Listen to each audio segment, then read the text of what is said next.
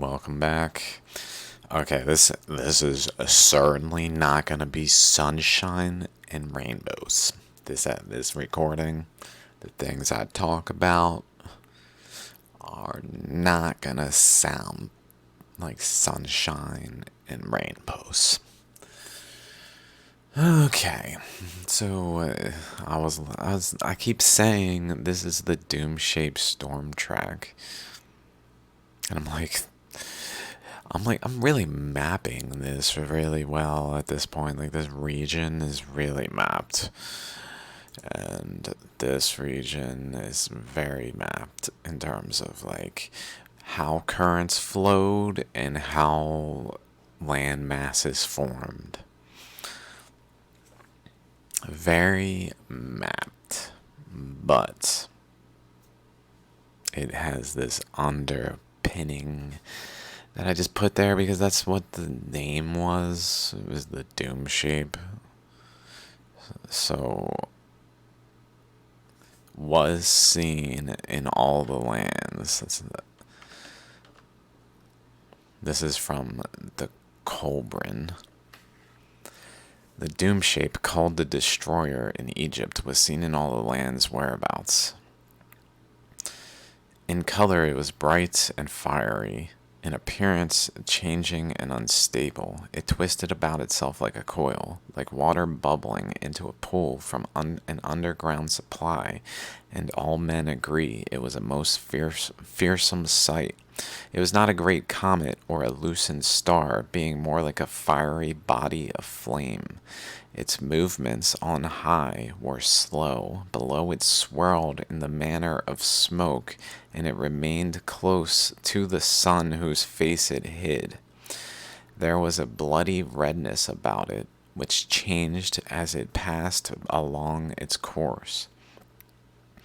So, close to the sun, like high in the sky, like near the edge of maybe like the stable system of the Doomshape, which in my mind is like an actual system, like a sphere that forms by this vortex that then has such a body and like emissions that it's fiery flame. People see it, and at this time was seen in all the land's whereabouts. So anywhere it was in their line of sight, I guess, and probably even the tendrils and everything else sticking out through the whole freaking earth. Who knows how big this storm, it might have wrapped the whole earth in its tendrils to a degree, although the ocean bed probably suggests otherwise. Over here, I talk about it other times. I made a new map. Let me just pull it up so I don't just reference something, since I can.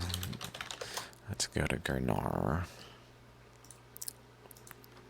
The phi ratio seamount chain is suggestive that it is, as well as like this here, is suggestive that that was a band of this vortex because it's a phi ratio.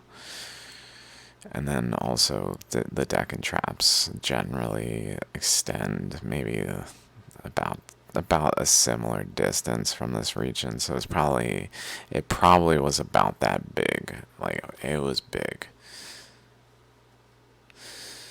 Not the whole Earth big, though, but like big.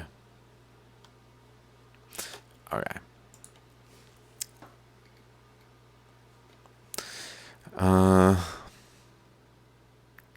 It swept the earth with gray cinder rain and caused many plagues, hunger, and other evils. It bit the skin of men and beasts until they became mottled with sores. The earth was troubled and shook. The hills and mountains moved and rocked. The dark smoke filled heavens, bowed over earth, and a great howl came to the ears of men, borne to them upon the wings of the wind. So it's just making this noise. It was the cry of the Dark Lord, the Master of Dread. This object, I guess, is referred to that way. Although maybe also is referencing Marduk, which I'll get to. And maybe like the double-sidedness of anyone, whoever's behind this, which maybe is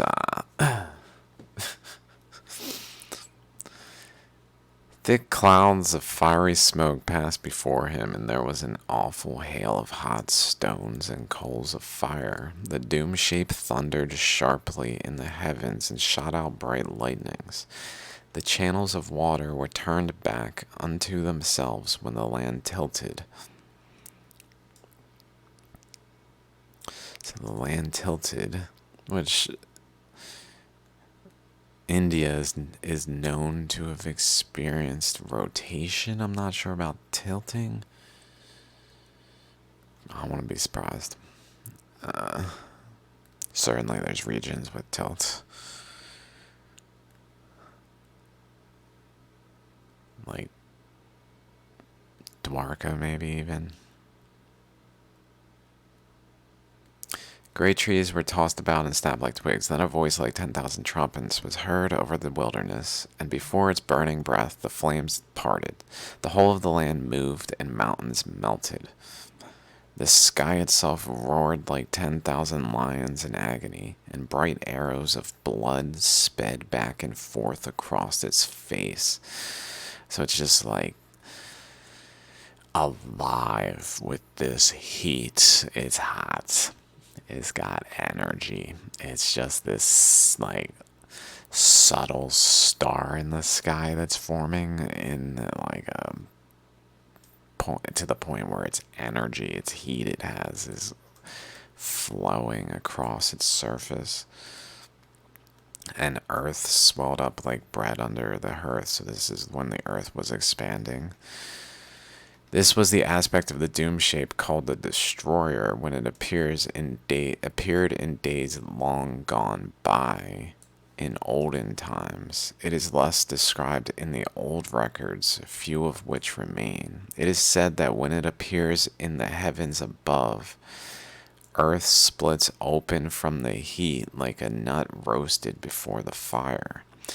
Then flames shoot up through the surface and leap about like fiery fiends upon black blood. The moisture inside the land is all dried up. I'm not sure if that's talking about Earth itself. Shoot up through the surface of Earth, or through the surface of maybe the Earth in places like Deccan Traps. Through the surf and leap about like fire fiends upon black blood. Then moisture inside the land is all dried up. The pastures and cultivated places are consumed in flames, and they and all trees become white ashes. The Doomshape is like a circling ball of flame which scatters small fiery offspring in its train. It covers about a fifth part of the sky, which kind of like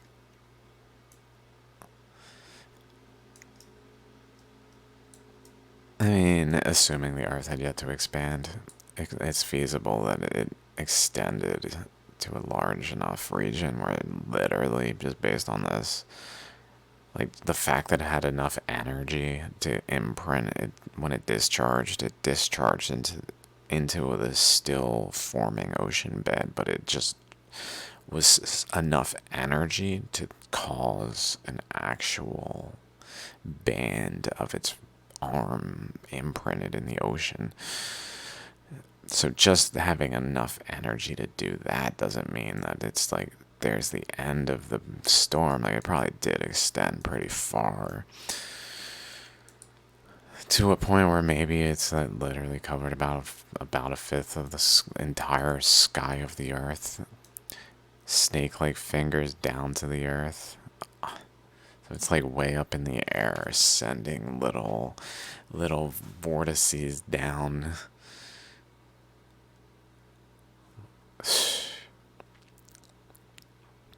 Before it, the sky appears frightened and it breaks up and scatters away. Because at that time it was so energetic that it was like a weight that's just sitting on like the cushion of the Earth's like atmosphere, because it was made of space, but it was just like a bunch of space sitting on the atmosphere though, pressing down on it enough to physically cause, as it moved along the atmosphere, to cause the atmosphere to depress to a point where the sky literally scatters away from its motion as it pushes like the material out of the way as it moves and causes these currents. Midday is no brighter than nights. It just utterly darkens the sky. These are things said of the destroyer in the old records. Read them with a solemn heart, knowing that the Doomshape has its appointed time and will return. It would be foolish to let them go unheeded. Now men say such things are not destined for our days. May the great God above grant that this be so, but come the day surely will, and in accordance with his nature, man will be unprepared. Okay, so, as I casually talk about the Doomshape here. Oh, the Doomshape's trail, it traveled this way. Okay, but people start to believe me. People start to believe me. Oh. Then they're like, what is this Doomshape thing anyway? Like, all these currents make sense. These currents are making a lot of sense. Like, that's crazy that a mountain, like, that really, like, and then yesterday I made this. Proud of this. It's a little like hand drawn because it is, but it's still pretty nice. I didn't bother to fill in the green. It should all be green. It's all basalt at this point, so I kind of just put a green line there to show some more definition and not just have it be this, but essentially I did rock types with basalt, the green, intruded by olivine gabbro, intruded by diorite, monzonite, intruded by nepheline cyanite, which I was saying with nephelite. I guess I wrote it nephelite cyanite. It's nepheline, not nepheline. It's that spelling. Which have xenoliths of lamprofire limburgites, which I drew here. So the reds are here, which I drew red and blue to kind of do like positive, negative, and in some way I was thinking that made sense. I don't know if that's really legitimate, but then they're also along the ridges, the red ones along the ridges. And the red ones, though, they bring up, like, xenoliths. Apparently, I was mistaken yesterday in my videos, so apologies on that one. I was just thinking they were just intrusions, like some rock that's just protruding out from the ground. But it's kind of like a xenolith implies that it's lodged in the nepheline cyanite. As the nepheline cyanite comes up, it brings with it lamprofires and limburgites that are within it as xenoliths. So I was a little mistaken on that exactly, but it still generally is fine, all things considered. It's not like that big of a deal, but it is something I misspoke on. Anyway, and then the biotite at the boundaries, so I like that. I drew the boundary with the little purple dots throughout it to signify biotite, because I wanted to make red and blue for these two to suggestive of some sort of like, because it said magma mingling, which to me sounded like maybe like anode cathode kind of thing going on, where these things behave in that kind of way, where they're energetically like connected to cause this xenolith type of thing to be occurring to begin with. And then granite fire and the outer, and then alluvium water deposits. So, and then I also kind of separated it outward. So basalt intruded by also granite fire, olivine gabbro, but also by granite fire of a ring dike, and then also just alluvium. So not like intruded into, but just alluvium. Basalt intruded by olivine gabbro and a granite fire. Olivine gabbro intruded by diorite, where the diorite is intruded by nepheline, cyanite, lamprofire, and also limburgite. And then the diorite monzonite has biotite at the gabbro contact zone. So I feel like I captured the essence of like the rock types pretty well in this, to a point where like it's in the image. It's like it's in the image without having to like put too much detail. It's detectable, visible. And then also over here, I has some space. I did it a little see-through, so the green behind is visible a bit. Or I just was tracing this, so it doesn't really matter anyway. It's not really like where the same bulk things are occurring. It's even outside of the ring, so it's okay.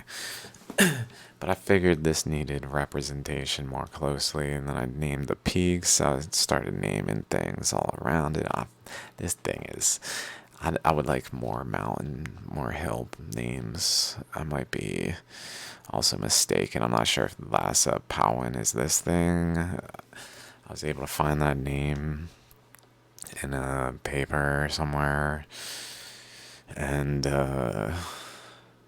it just had a number in this region, and then when I googled the name, it seemed like it could be referencing like a physical location rather than like a temple, or like some kind of settlement somewhere where it's labeled because of the humans present there, not because of the geological structure's name being what the name is. That's all. I'm trying to find the geological structure names for a lot of these structures here.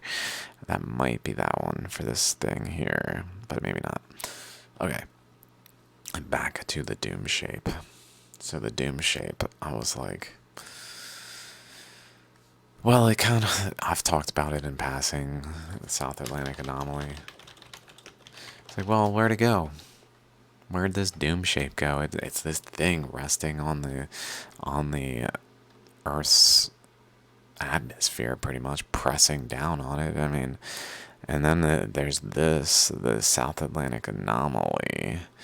I suspect, and I'm fairly certain, this is the Doomshape right here, is it moved out of the atmosphere when it struck Gurnar, this final discharge. It stabilized enough, like it caused the equilibrium to manifest, where it basically cooled off and is undetectable at this point. We don't physically see it with our eyes. We see a anomaly in just the remnants of it. But the thing is there's still a system there, and it is splitting off as it goes there, which is interesting. It's almost like it's. The thing is probably approaching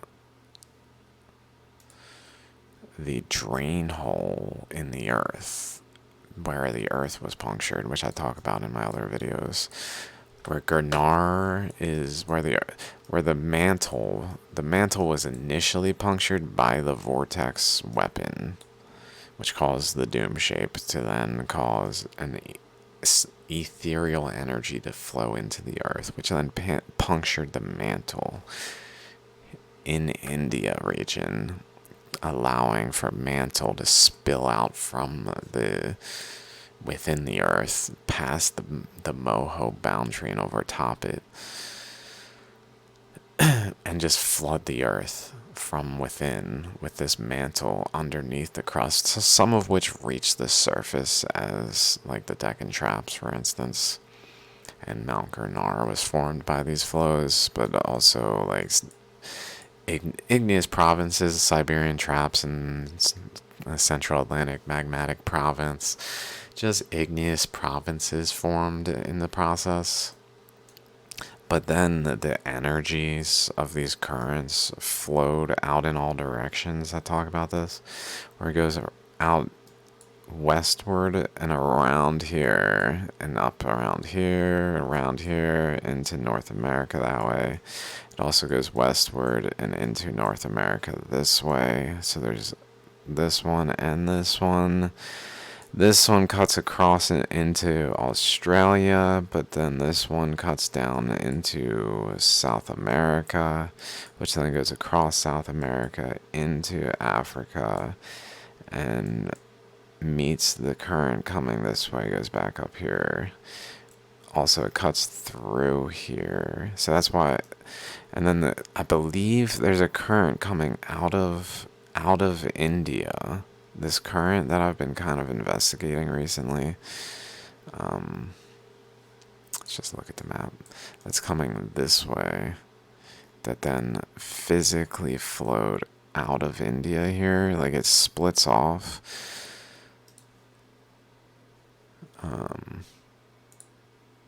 It splits off these ways, but it probably also goes this way and is underground, under the crust also.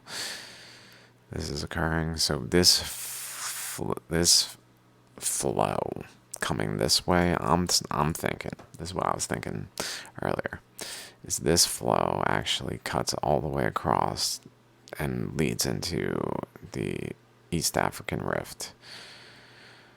So this flow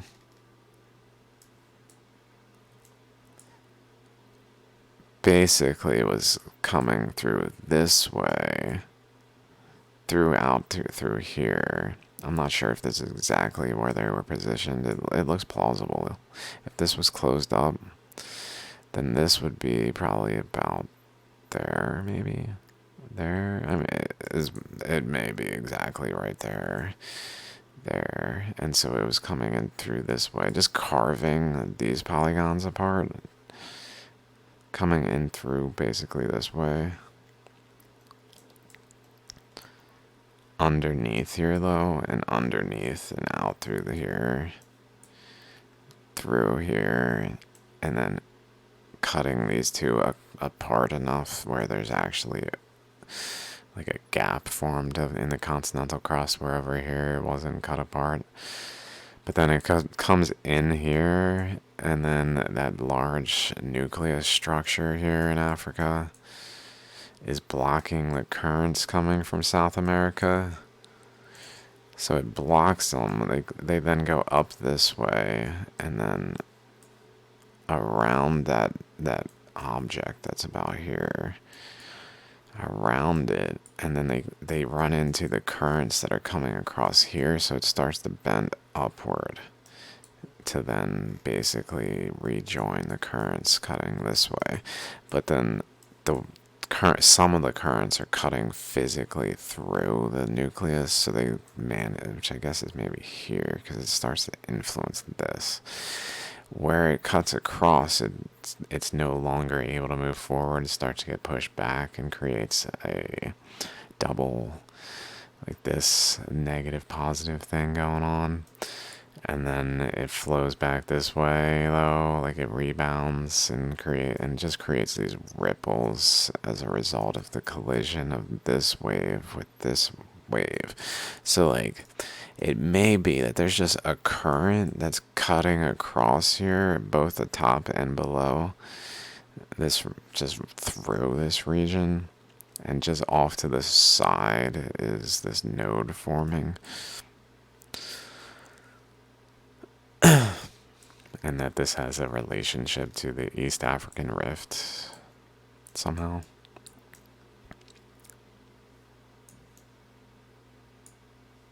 To the current that was flowing into it to cause it.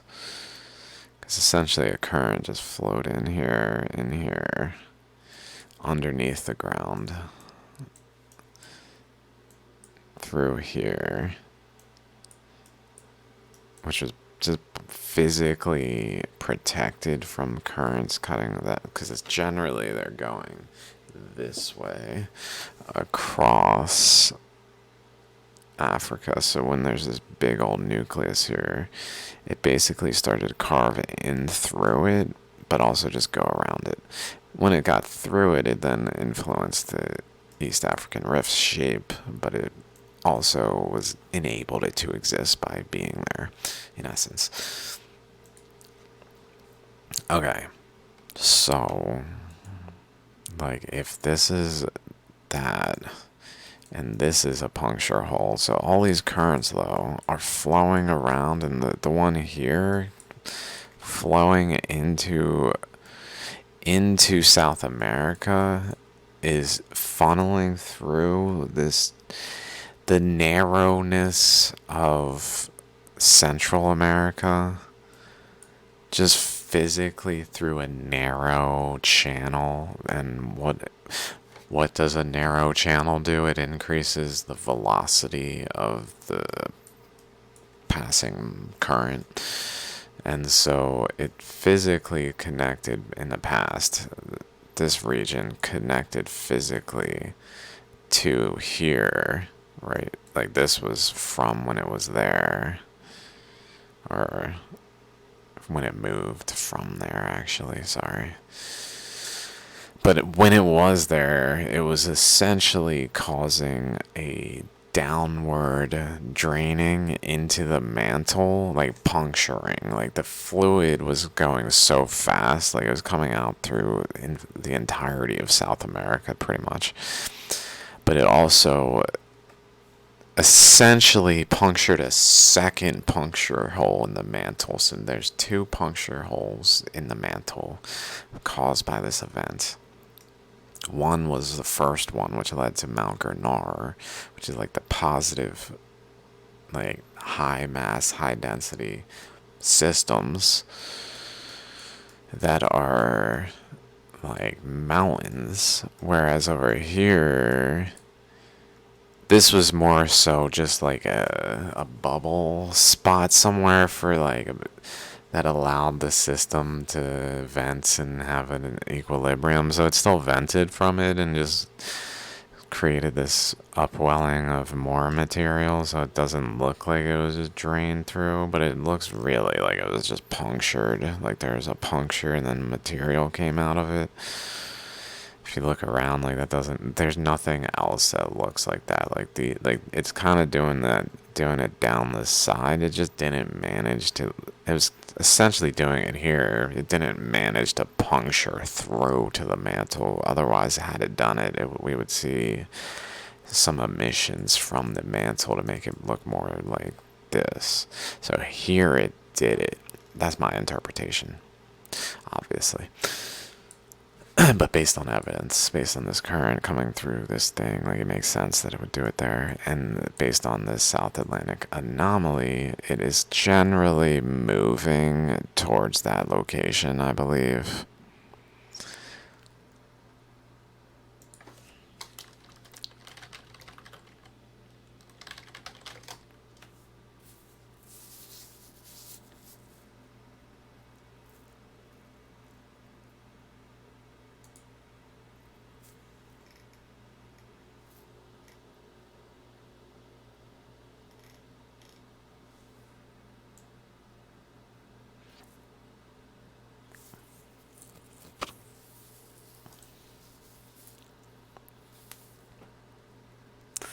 (1880),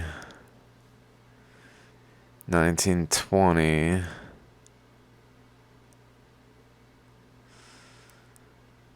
1960, It's just kind of like here, here, here, or here, here, here, here. Now I feel like it's depicted up here, though.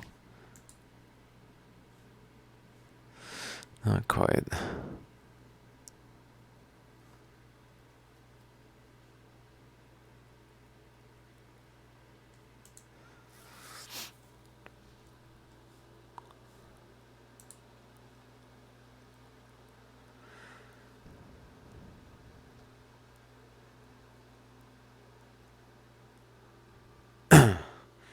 Point is, when this thing gets to that drain right here,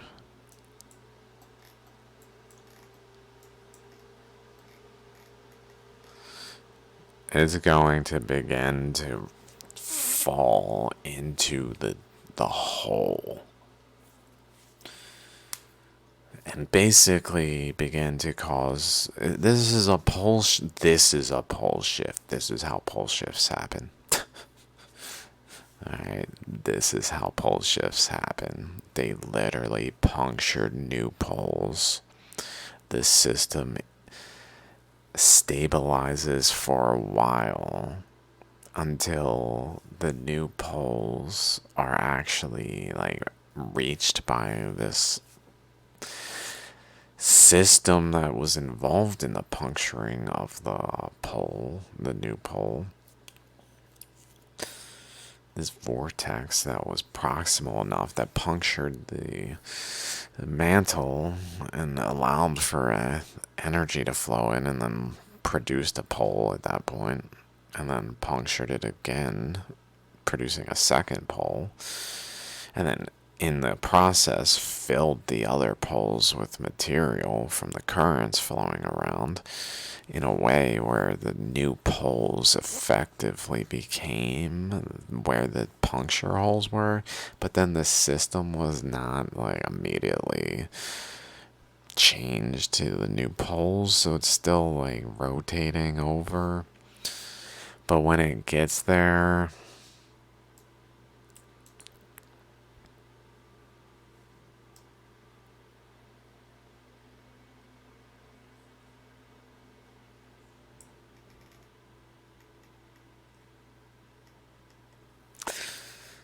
the dark days began with the last visitation of the destroyer, and they were foretold by strange omens in the skies. All men were silent and went about with pale faces. The leaders of the slaves, which had built a city to the glory of Tome, stirred up unrest, and no man raised his arm against them.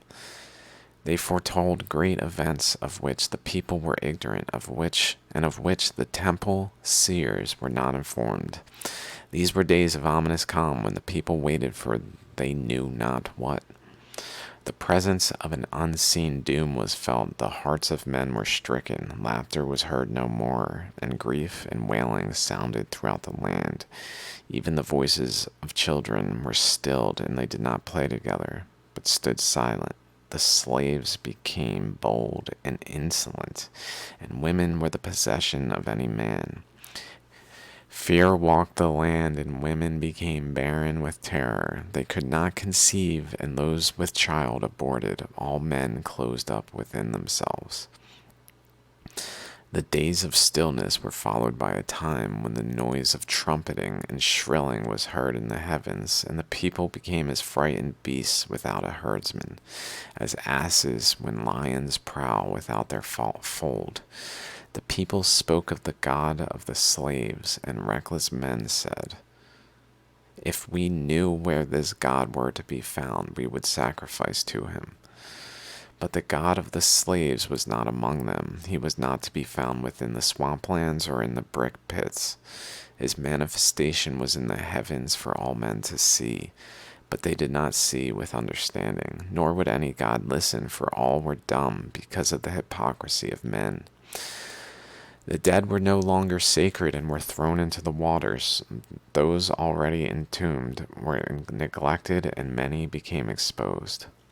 They lay unprotected against the hands of thieves. He who once toiled long in the sun, bearing the yoke himself, now possessed oxen. He who grew no grain now owned a storehouse full. He who once dwelt at ease among his children now thirsted for water. He who once sat in the sun with crumbs and dregs was now bloated with food. He reclined in the shade, his bowels overflowing. Bowls overflowing. Bowels. He's pooping all over the place, man. He's eating all his food, pooping.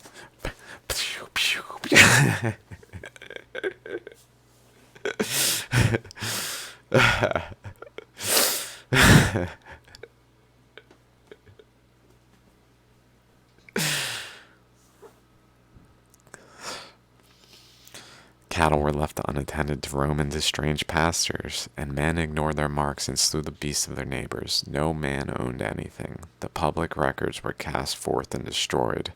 No man knew who were slaves and who were masters. The people cried out to the Pharaoh in their distress, but he stopped his ears and acted like a deaf man.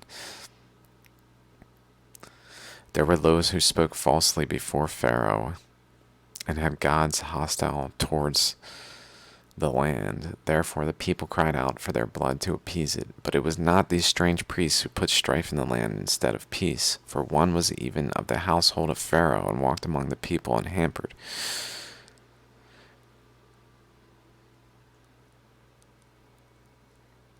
Plague was throughout the land. Dust and smoke clouds darkened the sky and colored the waters upon which they fell with a bloody hue. Plague was throughout the land. The river was bloody, and blood was everywhere. The water was vile, and men's stomachs shrank from drinking. Those who did drink from the river vomited it up, for it was polluted. The dust tore wounds in the skin of man and beast. In the glow of the destroyer, the earth was filled with redness. Vermin bred and filled the air and face of the earth with loathsomeness.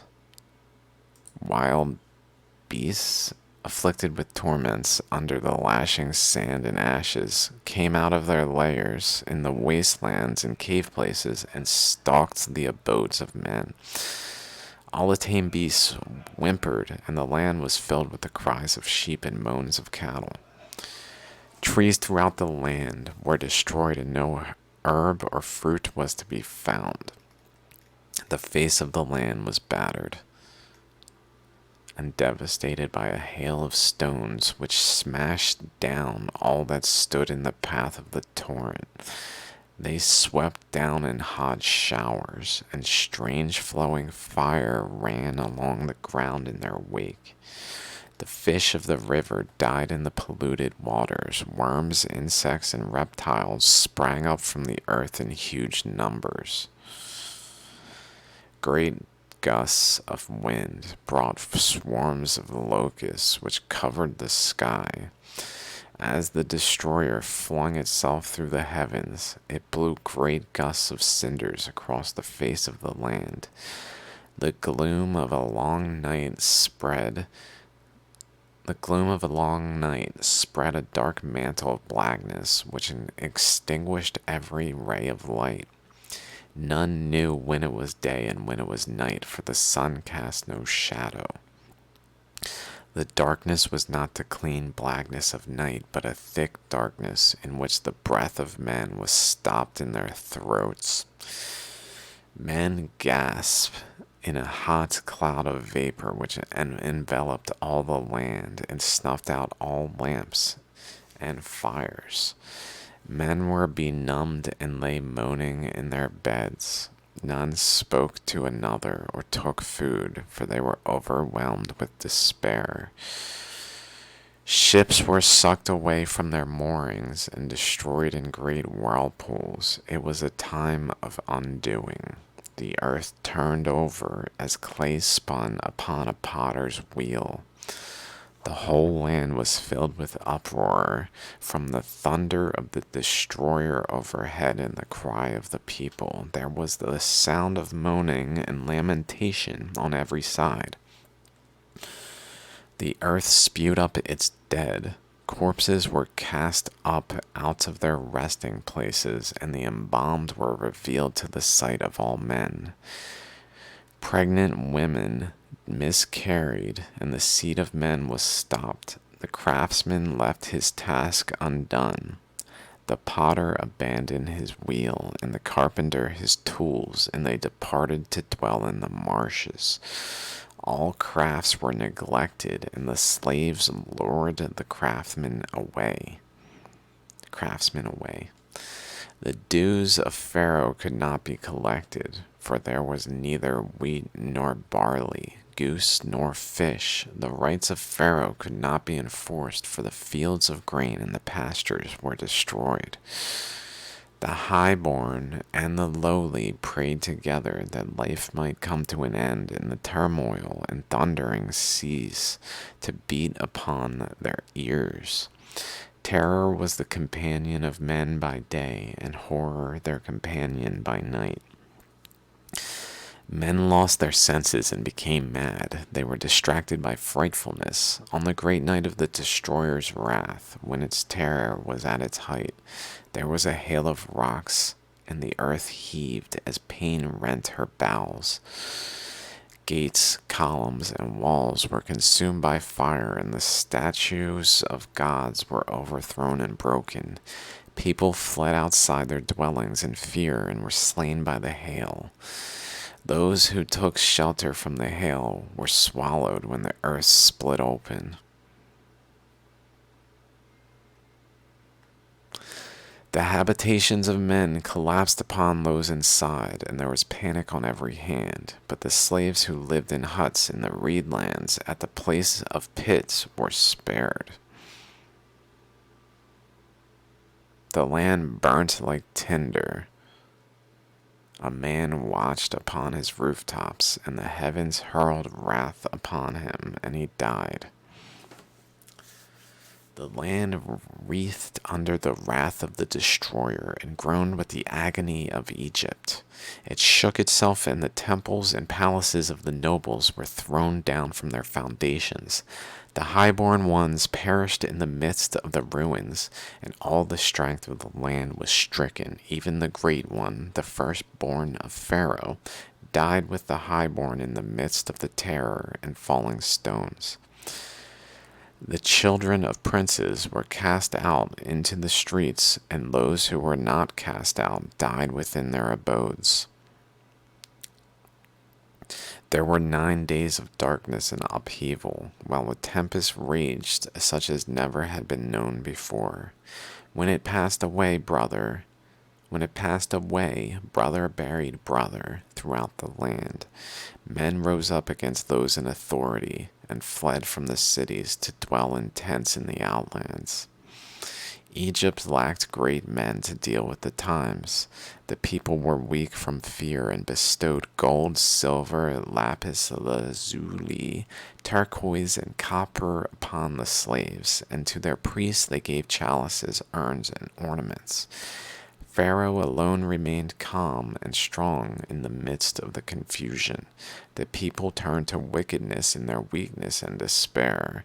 Harlots walked through the streets unashamed. Women paraded their limbs and flaunted their womanly charms.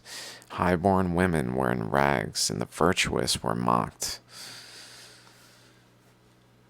The slaves spared by the destroyer left the accursed land forthwith. Their multitude moved in the gloom of a half-dawn, under a mantle of fine swirling gray ash, leaving the burnt fields and shattered cities behind them. Many Egyptians attached themselves to the host, for one who was great led them forth, a priest prince of the inner courtyard. Fire mounted up on high, and its burning left with the enemies of Egypt. It rose up from the ground as a fountain and hung as a curtain in the sky. In 7 days by Remwar, the accursed ones journeyed to the waters. They crossed the heaving wilderness while the hills melted around them. Above, the skies were torn with lightning. They were sped by terror, but their feet became entangled in the land, and the wilderness shut them in.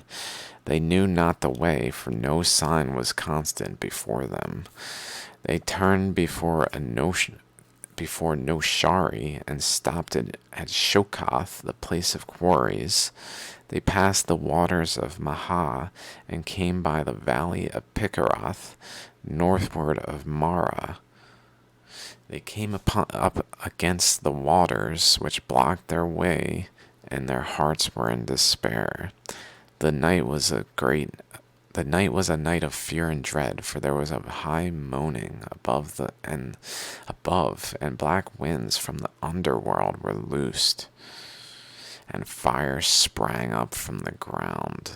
This is going to come into the reference as I keep going. Now that I see it. Fire sprang up. The hearts of the slaves shrank within them, for they knew the wrath of Pharaoh followed them, and that there was no way of escape. They hurled abuse on those who led them.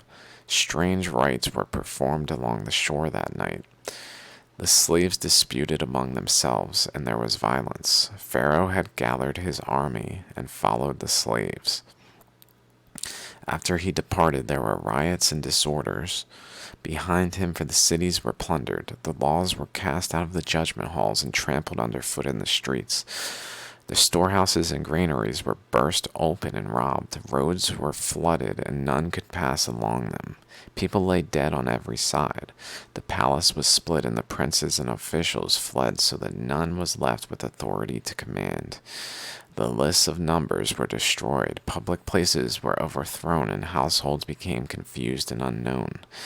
Pharaoh pressed on in sorrow, for behind him all was desolation and death. Before him were things he could not understand, and he was afraid, but he carried himself well and stood before his host with courage.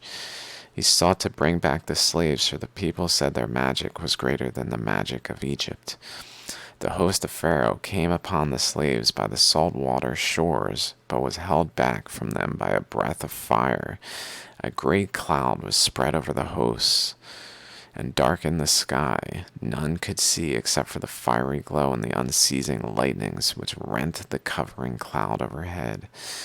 A whirlwind arose in the east and swept over the encamped hosts. A gale raged all night, and in the red twilight dawn there was a movement of the earth. The waters receded from the seashore and were rolled back on themselves. There was a strange silence, and in the gloom, it was seen that the waters had parted, leaving a passage between. The land had risen, but it was disturbed and trembled. The way was not straight or clear. The waters about were as if spun within a bowl. The swampland alone remained undisturbed. From the horn of the destroyer came a high shrilling noise which stopped the ears of men.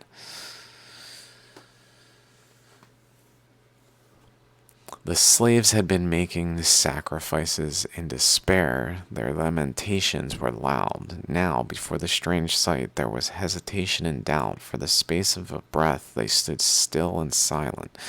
Then all was confusion and shouting, some pressing forward into the waters against all who sought to flee back from the unstable ground. Then, in exultation, their leader led them into the midst of the waters through the confusion. Yet many sought to turn back into the host behind them, while others fled along the empty shores. All became still over the sea and upon the shore, but behind the earth shook and boulders split with a great noise. The wrath of heaven was removed to a distance and stood upwards of the two hosts. Still the host of Pharaoh held its ranks, firm and resolved before the strange and awful happenings, undaunted by the fury which raged by their side. Stern faces were lit darkly by the fiery curtain. Then the fury departed, and there was silence. Stillness spread over the land, while the host of Pharaoh stood without movement in the red glow. Then with a shout the captains went forward, and the host rose up behind them. The curtain of fire had rolled up into a dark billowing cloud, which spread out as a canopy. There was a stirring of the waters, but they followed the evildoers past the place of the great whirlpool. The passage was confused in the midst of the waters, and the ground beneath unstable. Here in the midst of a tumult of waters, Pharaoh fought against the hindmost of the slaves and were prevailed over them, and there was a great slaughter amid the sand, the swamp, and the water. The slaves cried out in despair, but their cries were unheeded. Their possessions were scattered behind them as they fled, so that the way was easier for them than for those who followed. Then the stillness was broken by a mighty roar, and through the rolling pillars of cloud the wrath of the destroyer descended upon the hosts. The heavens roared as with 1,000 thunders. The bowels of the earth were sundered, and earth shrieked its agony. The cliffs were torn away and cast down. The dry ground fell beneath the waters, and great waves broke upon the shore, sweeping in rocks from seaward. The great surge of rocks and waters overwhelmed the chariots of the Egyptians who went before the footmen. The chariot of the Pharaoh was hurled into the air as if it by a mighty hand, and was crushed in the midst of the rolling waters. Tidings of the disaster came back by Regeb, son of Thamat, who hastened on. How long is this? Felt like I was getting.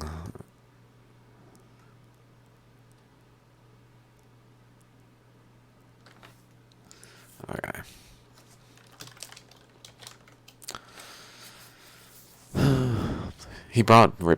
Who hastened on ahead of the terrified survivors because of his burning. He brought reports unto the people that the host had been destroyed by a blast and deluge. The captains had gone, the strong men had fallen, and none remained to command. Therefore the people revolted because of the calamities which had befallen them. Cowards slunk from their lairs, and came forth boldly to assume the high offices of the dead. Comely and noble women, their protectors gone, were their prey. Of the slaves, the greater number had perished before the host of the Pharaoh. The broken land lay helpless, and invaders came out of the gloom like carrion. A strange people came up against Egypt, and none stood to fight, for strength and courage were gone. The invaders, led by Alcanan, came up out of the land of gods because of the wrath of heaven which had laid their land waste. People inside the inner earth, when the Doomshape is doing this again. I'm reading this as if this is all in the future when the Doomshape reaches the drainage hole and begins to have actual ramifications on Earth, where invaders came out of the gloom like carrion. A strange people came up against Egypt, and none stood to fight, for strength and courage were gone. There, too, had been a plague of reptiles and ants, signs and omens, and an earthquake. There also had been turmoil and disaster, disorder and famine, with the grey breath of the destroyer sweeping the ground and stopping the breath of men. Antarog gathered together the remnants of his fighting men and the fighting men who were left in Egypt, and set forth to meet the children of darkness who came out of the eastern mountains by way of the wilderness and by way of Yethnobes. They fell upon the stricken land from behind the great cloud before the lifting of darkness and before the coming of the purifying winds. Regeb went with Pharaoh and met the invaders at Harashur, but the hearts of the Egyptians were faint within them. Their spirits were no longer strong, and they fell away before the battle was lost. Deserted by the gods above and below, their dwellings destroyed, their households scattered, they were as men already half dead. Their hearts were still filled with terror, and with the memory of the wrath which had struck them from out of the heaven.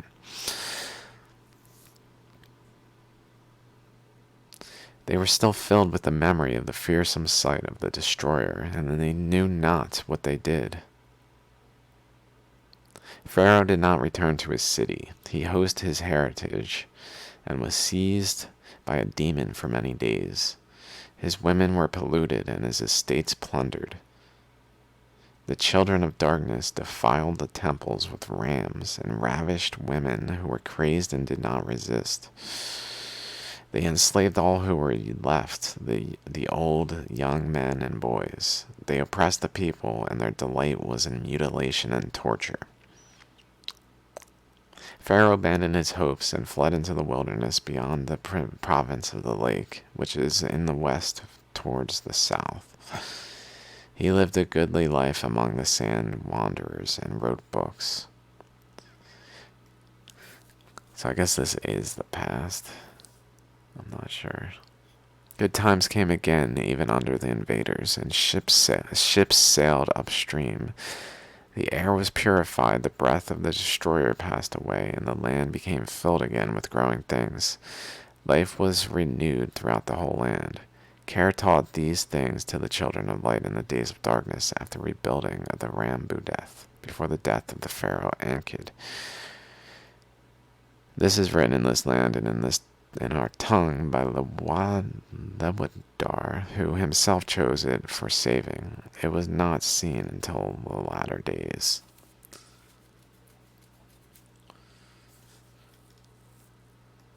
I'm not sure.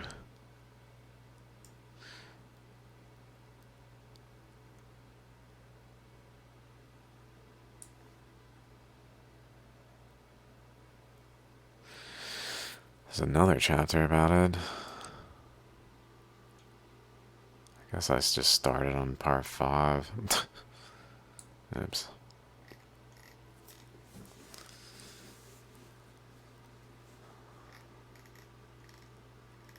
Those are shorter. I guess I should read them since I skipped them. Men forget the days of the destroyer. Only the wise know where it went and that it will return in its appointed hour. It raged across the heavens in the days of wrath, and this was its likeness. It was as a billowing cloud of smoke enwrapped in a ruddy glow, not distinguishable in joint or limb. Its mouth was an abyss, from which came flame, smoke, and hot cinders. When ages pass, certain laws operate upon the stars in the heavens. Their ways change, there is movement and restlessness. They are no longer constant, and a great light appears redly in the skies. When blood drops upon the earth, the destroyer will appear, and mountains will open up and belch forth fire and ashes. Trees will be destroyed and all living things engulfed. Waters will be swallowed up by the land and seas will boil. The heavens will burn brightly and redly. There will be a copper hue. Did I read this?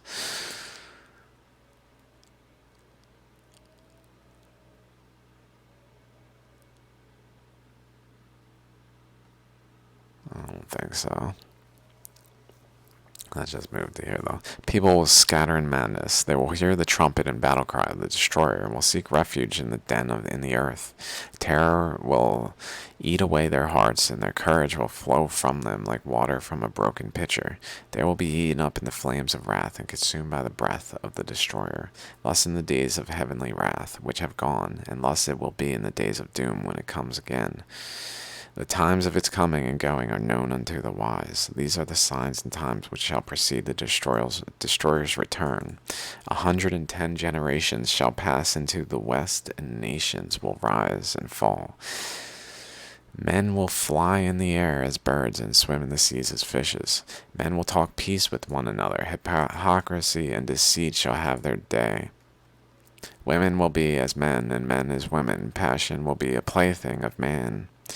A nation of soothsayers shall rise and fall, and their tongue shall be the speech learned. A nation of lawgivers shall rule the earth and pass away into nothingness. One warship will pass into the 4 quarters of the earth, talking peace and bringing war. A nation of the seas will be greater than any other, but will be as an apple rotten at the core and will not endure.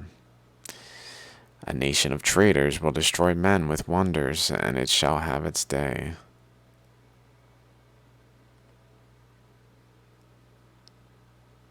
Then shall the, is that America? That America, this they all could be America. Then shall the high strive with the low, and the north with the south, the east with the west, and the light with the darkness. Men shall be divided by their races, and the children will be born as strangers among them. Brother shall strive with brother, and husband with wife. Fathers will no longer instruct their sons, and their sons will be wayward. Women will become the common property of men, and will no longer be held in regard and respect. Then men will be ill at ease in their hearts. They will seek they know not what, and uncertainty and doubt will trouble them. They will possess great riches, but be poor in spirit. Then will the heavens tremble, and the earth move. Men will quake in fear, and while terror walks with them, the heralds of doom will appear. They will come softly as thieves to the tombs. Men will not know them for what they are. Men will be deceived. The hour comes softly, or the hour of the destroyer is at hand. In those days, men will have the great book before them. Wisdom will be revealed, and the few will be gathered for the stand. It is the hour of trial. The dauntless ones will survive. The stout-hearted will not go down to destruction. Great God of all ages, alike to all who sets the trial of man, be merciful to our children in the days of doom.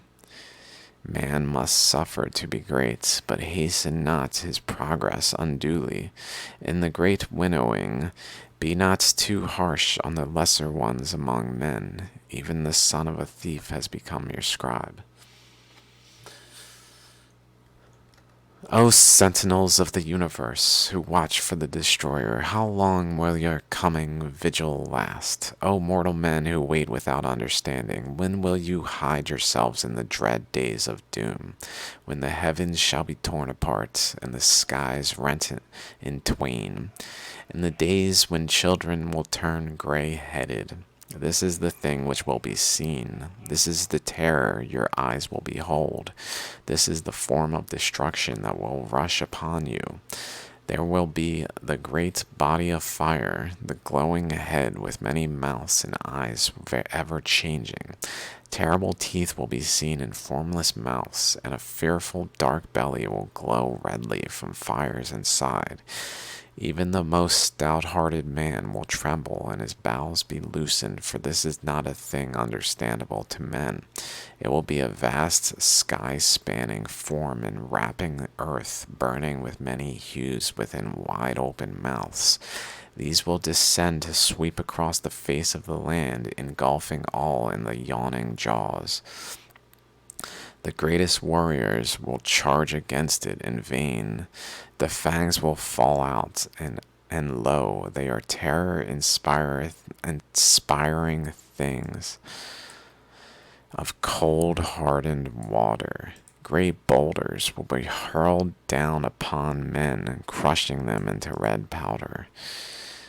As the great salt waters rise up in its train and roaring torrents pour towards the land, even the heroes among mortal men will be overcome with madness. As moths fly swiftly to their doom in the burning flame, so will these men rush to their own destruction. The flames going before will devour all the works of men. The waters following will sweep away whatever remains. The dew of death will fall softly as gray carpet over the cleared land. Men will cry out in their madness, "O whatever being there is, save us from this tall form of terror. Save us from the gray dew of death." Okay, now, so that is this thing I've been casually just kind of mentioning, the Doomshape. That this storm that went through this way amid it, causing the earth to expand. Finally, a final discharge here where then, I believe, just essentially reached a new steady state for a time being. But now it's like going back to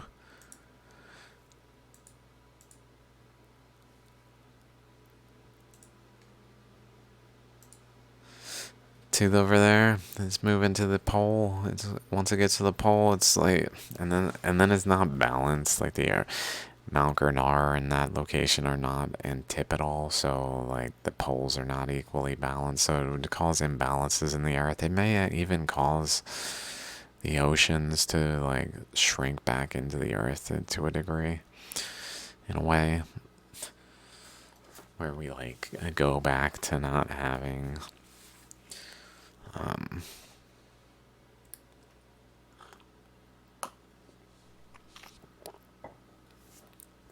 to not having oceans like we have today. And the earth just unexpands. And then Dwarka rises out of the ocean, and we're back. We're back. Guess who's back? But so I was looking here at this article here, just kind of Googling alternative names for Doomshape and anything on the Doomshape. And I noticed they had a list. Maybe I can just kind of look through this.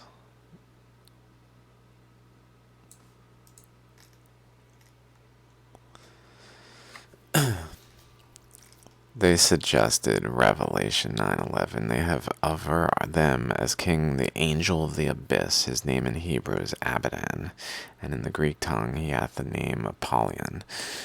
So I kind of started looking through, like, Apollyon prophecy. What does that say? That brought me to this one, which is this one here. The name Abaddon or Apollyon appears in Revelation. In Hebrew, the name means place of destruction. Title literally means the destroyer. So it could feasibly be talking about the South Atlantic anomaly moving towards the position where it becomes alive again as the destroyer, in essence. A period during that times when angels sound 7 trumpets. The 5th angel blows his trumpet. The abyss, a great smoking pit, will open, and a horde of demonic locusts will rise out of it. These creatures will be given the power to torture any person who does not bear God's seal. So the expanding earth, I've been really like concluding that the earth expansion process also caused a bunch of things of this nature. Like, this is not real. It didn't exist as a living creature as we see it. Like, if I come over here to this water, this lake here, right to the left of it is a trilobite of a couple kilometers in size. Like, it's got a distinct eye. It's a trilobite. I found ammonites. I found trilobites. I found shalograms. Like, here's a shalogram, for instance. Here, you can really see the shalogram shape right here. Right there.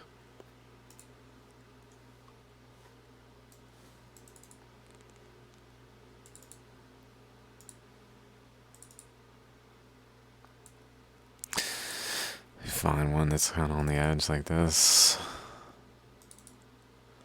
It's just missing this segment, pretty much. It's just missing this because it blew out completely, and then also it blew out like one on the sides, like it carved all the way through.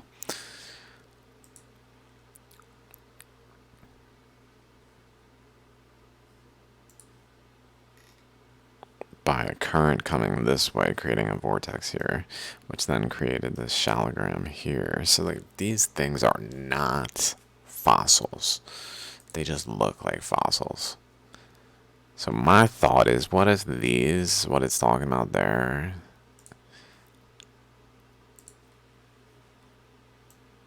A horde of demonic locusts. Let's see what Revelation 9. Let's just see what it says. 1 to 3. Out of the smoke, locusts came down on the earth and were given power like that of scorpions of the earth. Oh my, maybe they came from the Doomshape then. Although it seems like the earth is doing it. More so than the Doomshape. Where are trilobites? So maybe they're positioned where the storm traveled most, but they're everywhere, aren't they?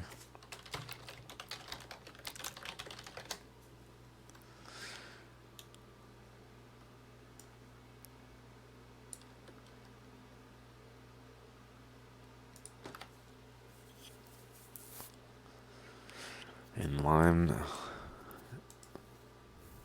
like they're only found in a limestone shale. Are you serious?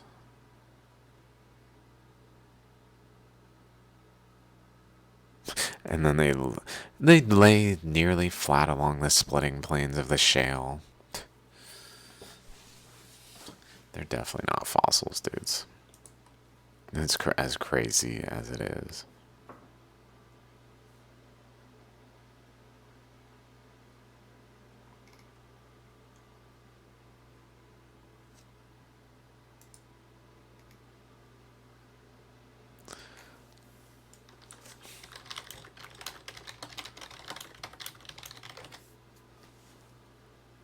Western Canada. Okay, so not where this storm was. Although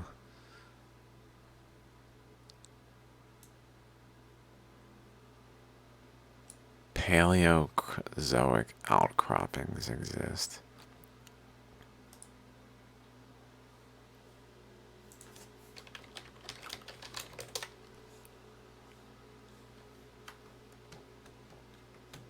So just Paleozoic. So anyway, my thought is maybe like it creates literal like structures that are larger than atoms that are like these are literally atoms on a different scale. That's I know. It sounds crazy. But this is what's happening. It's some atom process on a different scale from current flows through layers that then produces things that are like alive, like fucking insect bugs that probably flow through, like, you know, like the currents like bring them into people and like eat them. You know, like they're physically just eating whatever the fuck they pass through practically. Because they're just a stone of, like a living stone eating, just like subtle things it passes through. Maybe. To the point where maybe there's are a bunch of them all over the place like this. That would be crazy. Torture any person who does not bear God's seal. So maybe there's like some method to keep those kind of currents away. I don't know if I would like to think just shallograms. That would be cool, because that something of that nature has like the energy to like keep those energies away, so that when the currents come around the subtle energies of the shallogram, they just go around it and don't actually. The creatures, the demonic locusts don't actually like pass through the area and effectively protect any person from torture by them. Pain they inflict will be so intense that sufferers will wish to die. I mean, if a rock just passes through you, like a flaming rock that eats part of you. Like maybe you won't die, but that would be fucking like just a hole in your arm. This fucking hole, like, and then another one, and another one, like oh my god, dude.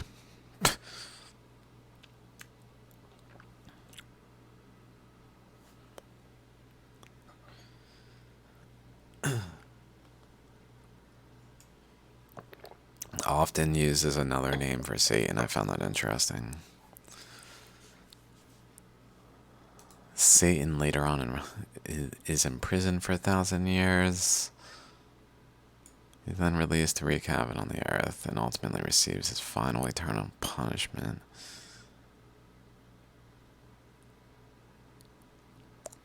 So they had as king over them the angel of the abyss. So let's see what the abyss says.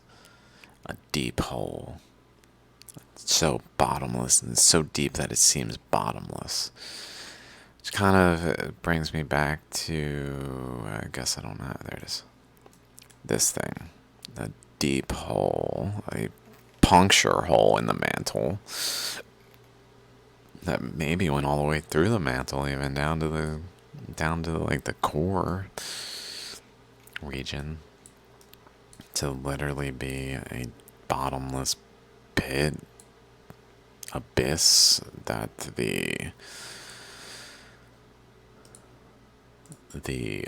angel of the abyss, whose name in Hebrew is Abaddon and in Greek Apollyon,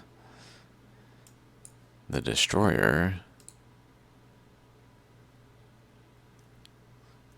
like moves to the abyss, and then in so doing initiates a phase in Earth's history when it's time for us to realize, like, the shit we're doing is it's all based in lies, dudes. It's all based in lies.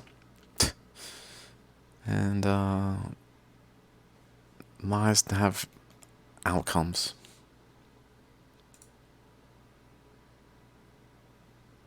Not just misconceptions, but utterly intentional lies.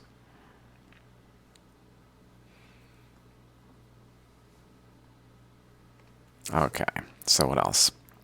So I was looking.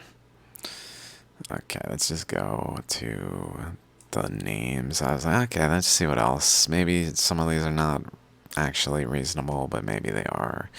So I started looking through Wormwood, and of course, Wormwood's pretty common. Third angel blew his trumpet, and a great star fell from heaven, blazing like a torch, and it fell on a third of the rivers and the springs. The name of the star is Wormwood. The third of the waters became wormwood, and many died from the water because it was made bitter. It's a little confusing that they would suggest Wormwood and Apollyon, both two separate things. The angel blows his trumpet, so maybe like it's different phases of this particle receding into the earth, where at phase 3 of 7 or whatever trumpets, that one is this particle traveling across the atmosphere of the earth, approaching the location where it just starts to drop into the earth, maybe, and then it's detectable, like then it starts to be seen, but maybe it's not far enough into the earth to be the fifth trumpet that also apparently is here, right? Fifth in trumpet. Okay. So the third trumpet is just wormwood kind of receding into the pits, into the abyss, but then the fifth trumpet is the abyss itself opening, which then releases currents with such intensity that they cause physical locusts, like black locusts, like trilobites. to fucking pass through and consume things they pass through. Like with the fucking Shiva spearhead and all, just straight up some deep Hindu mythology ingrained in them. That's just.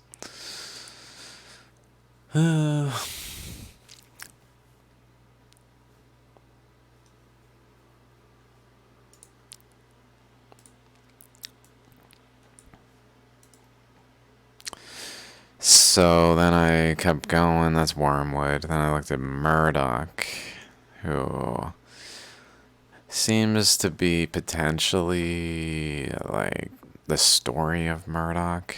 Murdoch.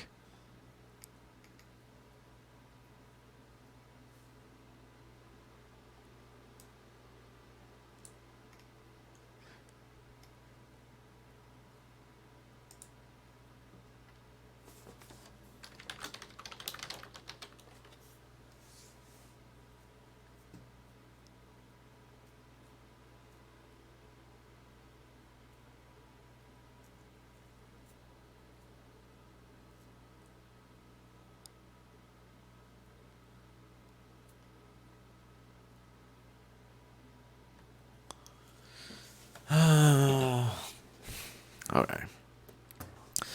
So maybe there's some relationship here. This guy, this god, or whatever, this being.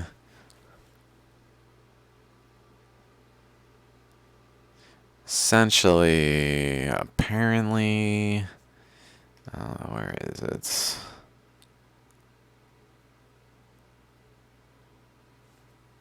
I guess I read it somewhere else.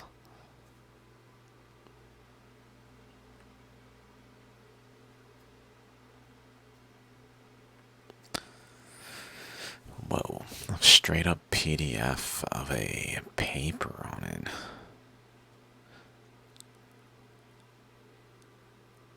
This one's considered to be already fulfilled, this prophecy. Essentially, this god was. Some other gods were having some problems. This god came along and. Or no, wait, it's two gods, Sumerian gods. I don't remember their names. One of them, like the. Basically, it was like one of them represented like clean, pure water. For some reason, was like the masculine, and then like a salty, bitter water was the feminine. And they separated at the beginning of some creation of the universe kind of like concept, and then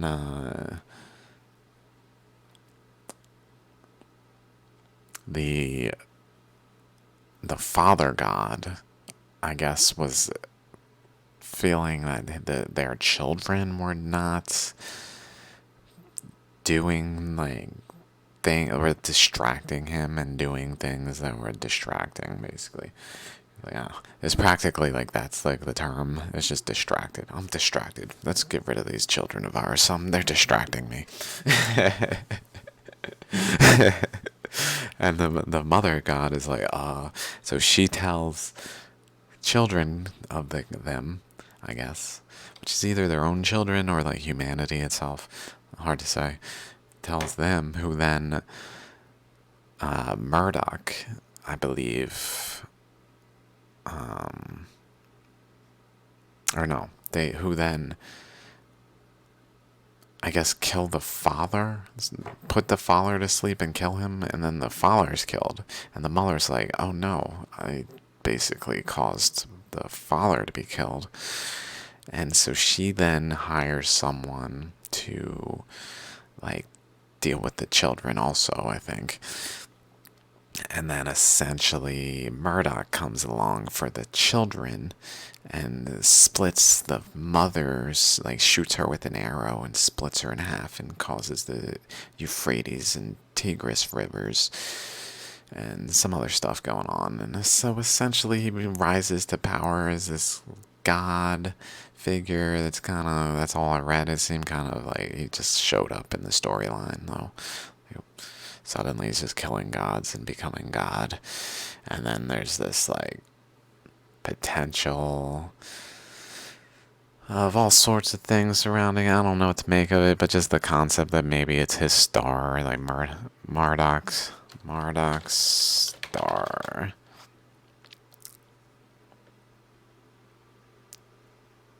They associate it with Jupiter, but maybe I can find it again.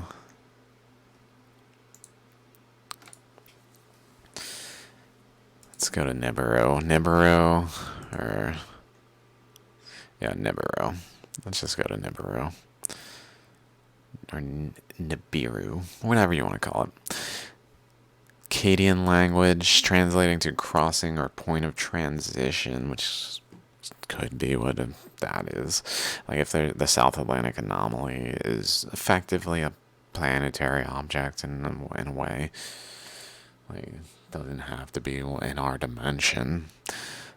Maybe it crosses into our plane of existence to become more detectable. So Nibiru was considered the seat of the Sumis Deus, who shepherds the stars like sheep. In Babylon, identified with Marduk. So he shows up again. Establishment of the Nibiru point is described in Tablet 5, the creation epic. Enuma Elis. When Marduk fixed the locations of Nibiru and Ea in the sky. Nibiru is Marduk's star, which he made appear in the heavens. The stars of heaven let him, Nibiru, set their course. Let him shepherd all the gods like sheep, which he made appear in the heavens.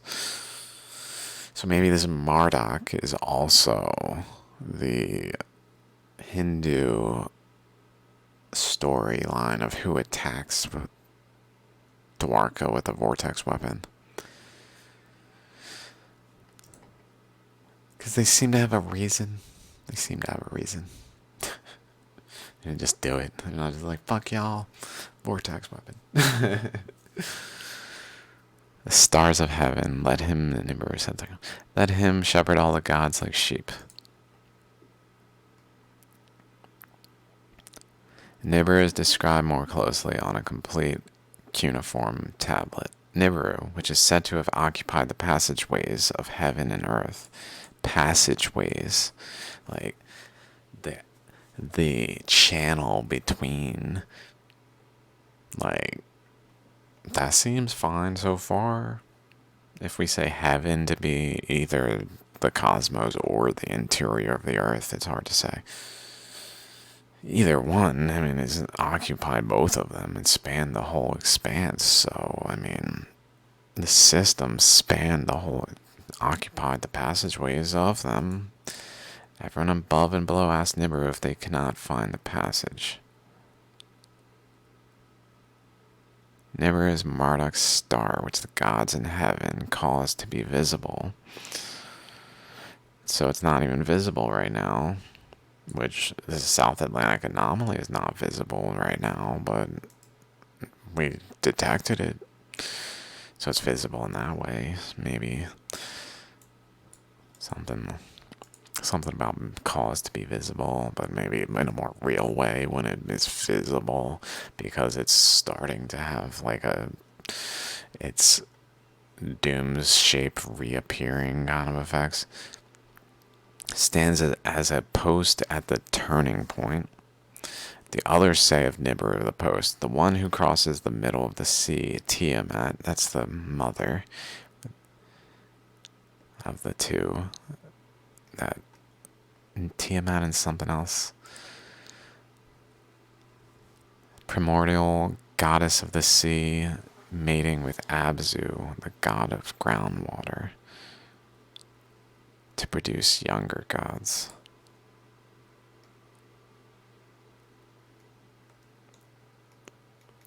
Ball calls the text objectively the most difficult passage, although it has been handed down in its entirety. The one who crosses the middle of the sea without calm, may his name be Nibiru, for he takes up the center of it. The path of the stars of the sky should be kept unchanged. Uh, I don't know. It just generally matches with the potentials in a way. When the stars of Enlil have been finished, one big star, although its light is dim, divides the sky in half and stands there. That is the star of Marduk, Nibiru, and they also say Jupiter. It keeps changing its position and crosses the sky. And then conversely, tablets refer to it as Mercury. If Mercury divides the sky and stands there, its name is Nibiru. So this one is definitely a little unclear, especially because they say Jupiter, they say Mercury. So if we're going to draw it to the actual planets at that point, it's kind of like, even in that way, it doesn't make much sense because it says both of them are Nibiru. It's a little confusing, which probably means there's something more to it than meets the eye.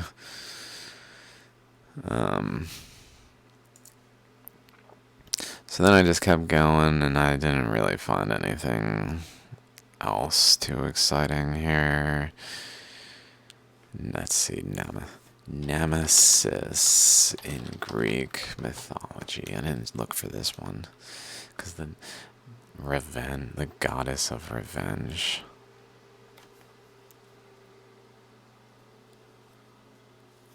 Embodiment of jealousy, envy, and anger of the gods, and was believed to punish human gluttony.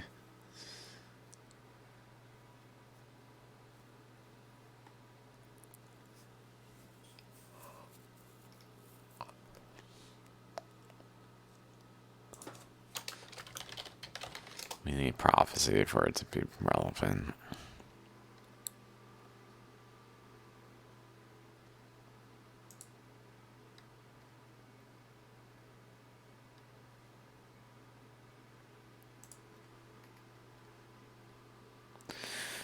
I don't know.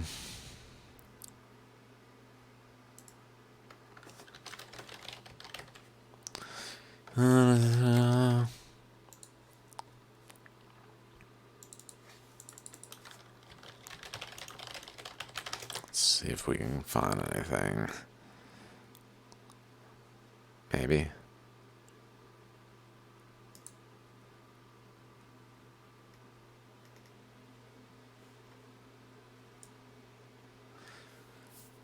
Colburn, so I think that's just that is this for Nibiru, or where Doomshape is talked about. Zeta, I'm not sure what Zeta is.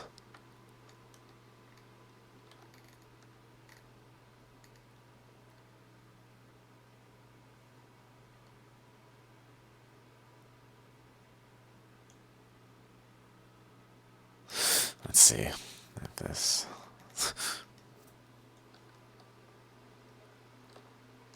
The zombies. The Zeta Cobrin info is reposted below. We can tell you the plan loosely. They intend to honestly inform the public of what is likely to occur. They will explain that social services, as they are known today, will not be possible. Government will do what it can, but it cannot do the impossible. Government was never set up to do what would be required, so should not be expected to operate as a rescue operation. People must rely upon themselves and help each other. This will be the announcement. People will be advised to leave the coast. Travel restrictions will be imposed to prevent looting and invasion of private citizens' homes from happening. Lest those with family or friends willing to take them inland will be allowed to travel from cities, others will not be. Well,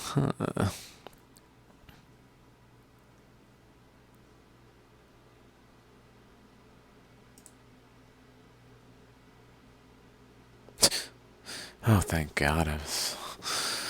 Alright, I don't care. Colburn speaks of the passing planet causing the pole shift as the destroyer. Ancient Sumerians called it Nibiru, and today we call it Planet X. Red star Oshpi Red Star. Okay, we're getting some more names.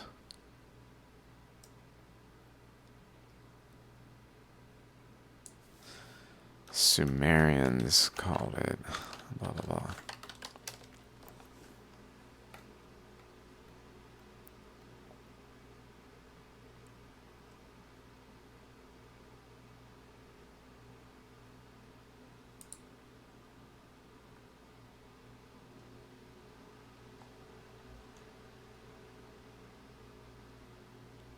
Hello, everyone.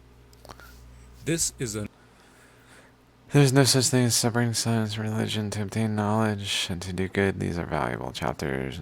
OSP Book of Knowledge. All I know shall be based on science and truth. I will reason with thee, Jehovah, for all I know shall be based on science and truth. From thine own perfection am I inspired to this end, and my talents shall be strengthened by pursuing exact sciences of all the known truths. Interesting. I've never heard of this.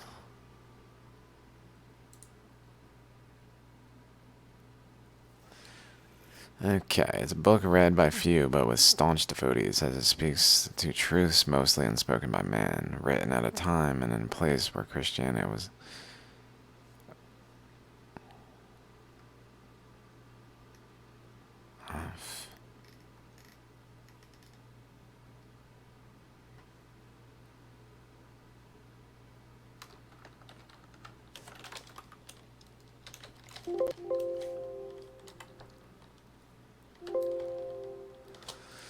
Um, Red Star.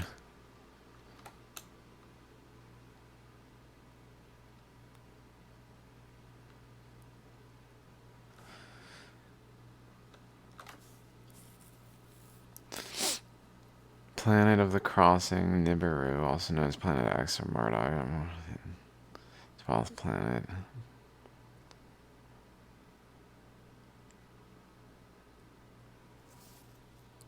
Here we go, Book of Af. Training in the chain. I, Af, son of God, trained in the change and tumult of corporeal worlds. Proclaim my decrees of the red star in her heavens and the crash of her rebellious sides, for I will harvest. A wave of breath speedeth forth in the broad firmament. The red star flieth toward the point of my whetted sword. Fly with all speed where first the red star's vortex gathered. Where first the red star's vortex gathered up its nebulae millions of years agone, and on the way say, God hath decreed a pruning knife to a traveling world.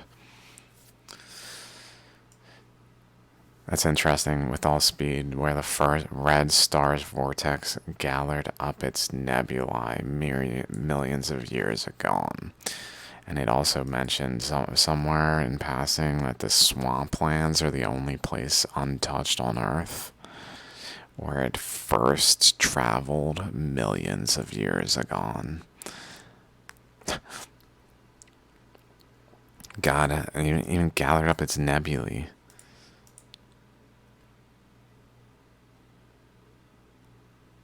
Tell them I have spoken in the earth and her heavens near the troughs. I will scoop her up as a toy, and her vortex shall close about like a serpent hungry for its prey.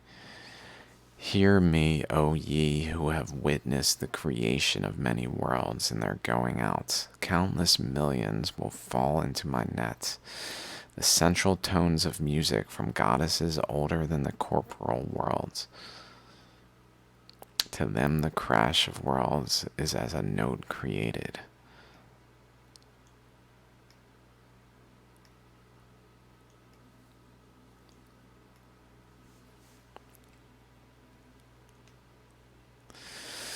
Um, down to Come, O ye gods and goddesses, come with me down to the red star. The earth is near the ark. And they looked across the firmament, far off, to see the slow rolling earth, where mortals still groped in darkness, whose people could not read the unseen heavens. Here they deliberated, some to wonder how it was that the earth, in all the time of her being, had only sent a few 100,000 million angels into the heavens. Others surmised the lowness of her grades. Then upward, outward rose. Let me go back. Then spake Atavia. She said, Oh, I remember the earth. Her side was crushed, and the form of her land changed by Af 24,000 years ago. Oh, it is a glorious world.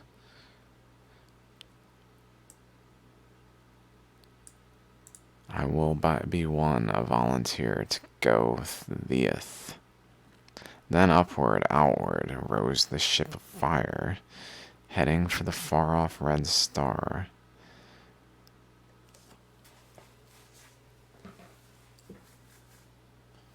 I coursed in the serpent's coil 1.5 million miles a day. The earth seen by the magnifying instruments of the gods, seen in its little orbit round the sun of 500,000 million miles.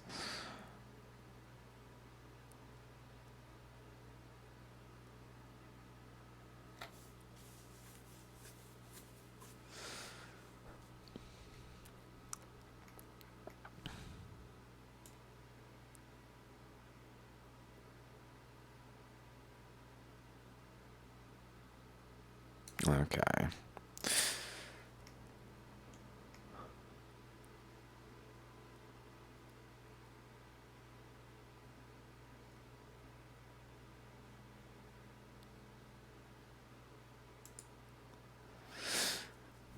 Then let's sketch an emblem.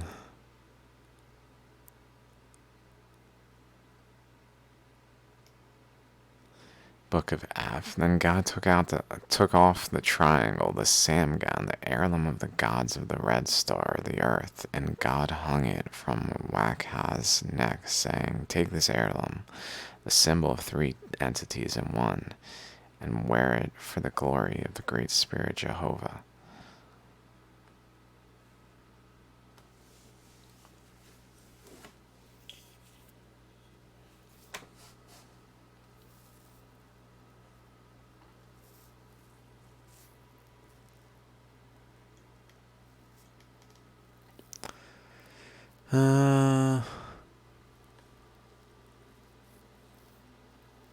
They shall have three great lights, or the all highest God, Son of War, and Lord.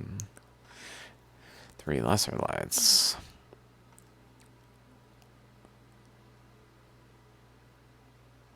Three representative symbols of light: the sun, the moon, and the burning flame.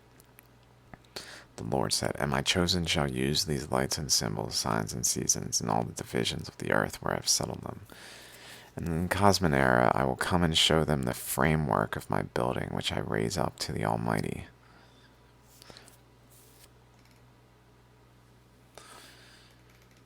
Yep. Thus the submerged landmass of Panlazes.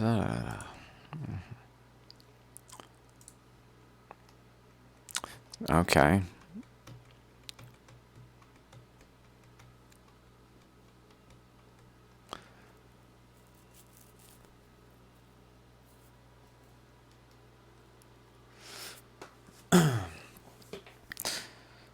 So there's that.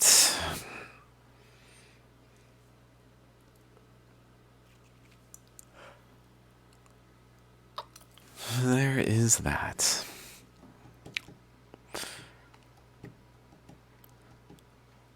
Yeah, I think it's the South Atlantic anomaly. It's right there.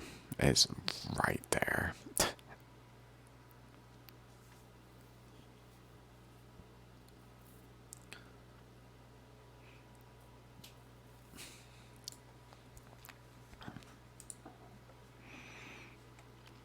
Once it gets to the pole, and then things will happen.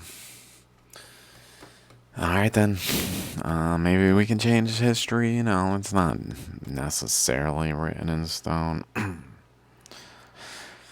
Well, fuck, maybe it is, actually.